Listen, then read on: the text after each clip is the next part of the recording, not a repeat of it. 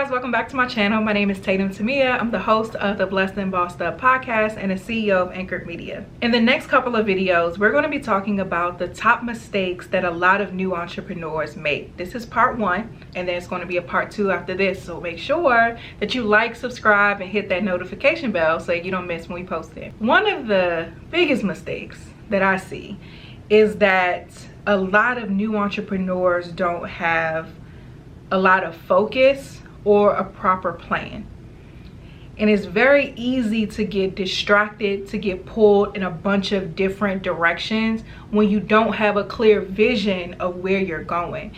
And then when you add faith into it, a lot of times we over spiritualize the process as well. That leaves us a lot more confused and on this hamster wheel where we're doing a ton of things but not really seeing results. So the first thing that you need to do when you have a business idea is to do a business plan. Now, it's not something you need to turn in full grade to my overachievers. You're not writing this to get an A. You're writing this so that you can flesh out your idea. A business plan forces you to look into the details of the market, of what you're offering, what sets your offer apart, of the pricing, all of the things. It just forces you to really look at the details of the business. So that's the first thing that you need to do. In my opinion, what you also need to do is have a clear vision, a clear strategic plan. So something we have in our company is a 5-year strategic plan. So I know from now until 5 years from now what the focus is going to be, and then we make decisions based off of the established focus. Right now in the digital age, because a lot of businesses that even were traditionally brick and mortar are online, it's so much information that's being thrown at us. And the salespeople are really good, right? The marketing a lot of times is really good. And so you're being bombarded with so many different, you need this, you need that, you need to invest in this, invest in that. All of these different conversations, all of these different things. So now you've bought all of these products and services and you don't know where exactly you need to start or why you bought them in the first place, beyond what the seller convinced you or beyond what the seller told you what you needed it for. And so not having a proper plan or a proper vision really is going to keep you spending a ton of money, and you'll justify it with yourself. So it's like, oh, I'm investing in my business, I'm investing in my business. But you need to know before you invest, why am I investing in this? Is this the only way? And how am I going to get a return on this investment? Whenever you send money out in your business, you need to understand how it's going to come back. The next mistake I see is trying to do everything before launching. You can't pre-plan everything. It's just going to make you stuck in the building phase and creating and creating and creating and not seeing a return on that time that you're putting into it. Nothing is going to teach you how your product or service needs to be than feedback from your audience. So what you need to do after you have your idea and you know what you're selling, do it for free or for a low cost a little bit to kind of get some feedback. So if you have a product, ask your audience, whoever you gave it to, how does it feel? What do you like? What would you change about it? What do you like? What do you dislike? How was the shipping process for you? Well, how was the logistics side of things? How can we improve upon that? You even check in with yourself. Did I like doing this? You know what I mean? Did I like this? Did I enjoy this? Is this beneficial for me? Is this a good use of my time? All of these different things. This is an opportunity for you to test things out. So I am a firm believer in test it before you sell it, because you need to prove it. Whatever your product or service is, you need to prove your idea before you introduce it into the market. Everything that I've done in business, I have proven it before I introduced it to the market. So it made selling and marketing so much easier because I have proven results already. I've perfected the process and figured out what I liked, what I didn't like, what I needed to do, what I didn't need to do. It was funny, we were getting ready to plan out our service for Anchor Media. We do marketing and management for podcasts. I was sitting and thinking, like, what needs to be the details of this service? And so I had tested the service out for a year at a discounted rate for a few podcasts that I worked with. We measured the results, so everybody's shows were increasing by at least 50% across the board. And so when we were planning out the service, I was like, oh, we should do this, we should do that, we should do this. And so me and my marketing manager was just sitting there like, that's a lot of work. And then when I was looking at even how much I would have to charge, because this expense is now added to this, and now we're having that expense. So in order for me to see the profit margin that I want to see, I would need to charge this, but I want to keep the pricing at an affordable rate because I don't want to price out the people who need it. Like, the people who need this type of service aren't at the point where they're making money in their podcast yet. So I can't charge them but for so much, because it's not something that they're making money from yet. They will with working with us, but in the beginning it needs to be justifiable.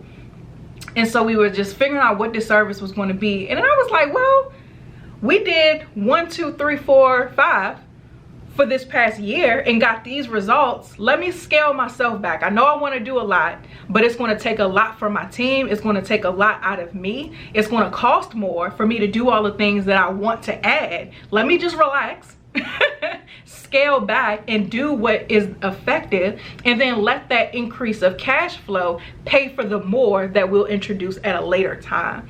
So that's an example on some of the things that you can do before you launch. Not taking a bunch of courses, doing a bunch of Googles, or a bunch of hypotheticals. Nothing is going to teach you what you need to do beyond experience.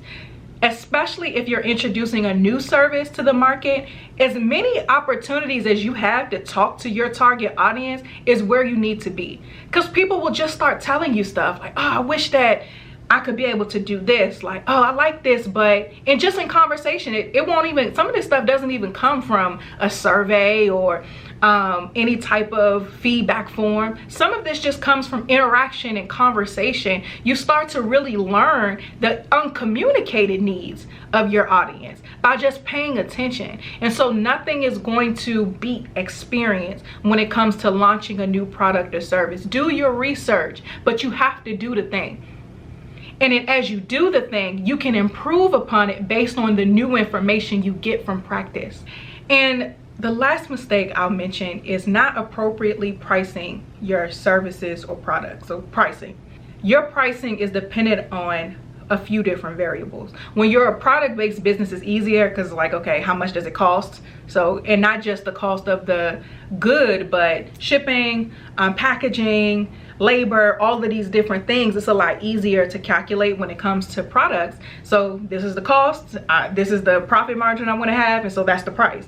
And then you also should make sure that you're making room for any type of sales that you want to have. So if you know you're going to have Black Friday sales or anything of that nature, you want to make sure that your profit margin can accommodate that, and you're not in a space where you're losing money because you didn't appropriately price. And that's something that happens. A friend and I, some years ago, we were talking about this company, and it was all unfolded on like Twitter, I think. And I'm not even on Twitter, but I know what be going on Twitter because of group chats. So she and I were talking, and she was like, man, this girl has this super popular product. It keeps selling out. She's making all of this gross money, but she's not profiting anything. Like, she's actually losing money month after month, product after product. She keep having all these sales and pre-sales and all of that, trying to catch up. So now she has all of these people who orders she wasn't able to fill because she didn't have the money to fulfill the orders. And it was crazy. It was like what not to do business 101. And we were talking about it. I'm like, I felt horrible watching it unfold, but that's a real problem that a lot of people have, is not pricing things appropriately. Now, remember I talked about there are different variables that go into it. So those of you guys where you don't have product-based businesses, so it's service-based, so it's a lot different. Some of the things that you should consider are the brand. So do you want to be affordable? Do you want to be discounted? Do you want to be luxury? So that's one of the things that'll determine your price point. Of course, all of the costs that are associated with it, so that definitely needs to be added into that. Also, what industry are you in? What's the going rate for whatever it is that you do? And if you do want to be on the luxury side, so let's say you're a photographer and the going rate, let's say you're a wedding photographer, and a going rate for wedding photographers is about $10,000 for the wedding, and you want to be luxury, so you want to charge $20,000. Okay, now what do you need to add to justify you being more expensive than everybody else? I personally don't think it's a problem problem with it. I think whatever you price your stuff, somebody will buy it if you market it correctly, but you need to be able to justify that.